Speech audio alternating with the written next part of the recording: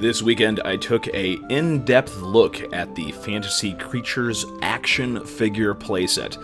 This is a selection of 90 plastic novelty toys, and I was considering that since this was fantasy stuff, I might be able to use some of these for D&D.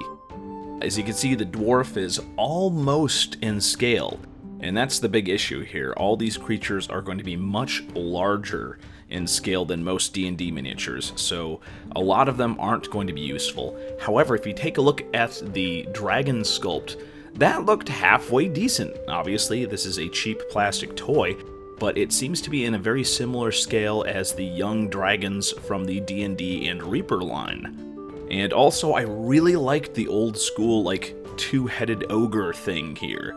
So I wanted to take a look at this set and see if I might be able to use these miniatures.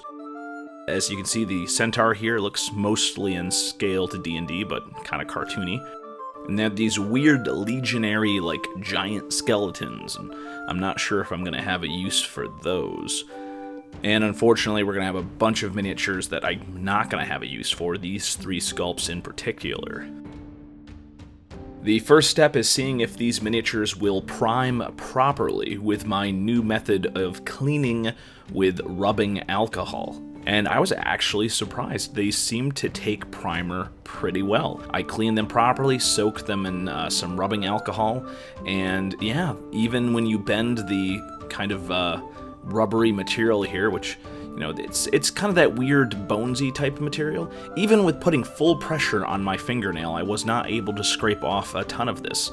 So these prime pretty much as well as you could expect from a toy, so I was super happy with that. Here is what they look like after some painting. You can view my painting stream on the channel, where I took 1 hour and 45 minutes and painted these guys up using quick painting techniques. And I even found a use for the wizard figure. I decided to make him into a big wizard statue that will make some nice dungeon decor.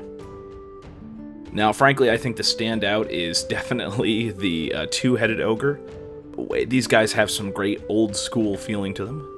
And I was really surprised. There's some actually decent detail. As you can see, this dragon actually has some details in his scales and stuff, which came out with some wash. And as you can see, he fits in pretty well. His wings obviously look kind of wonky when you compare them to the other sculpts, but overall, not bad for 16 cents. And of course, we have the farmer miniature here next to the wizard statue. This turned out to be okay, and I hope to use this guy in a future dungeon.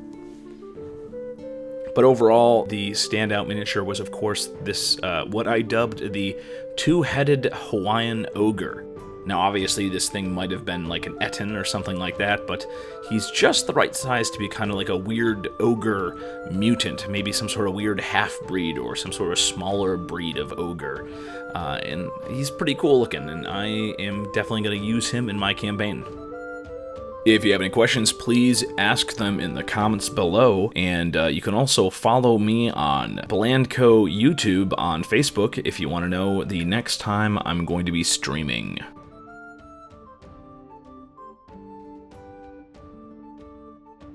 One of these hallways will lead us to a treasure, but how can we know which one?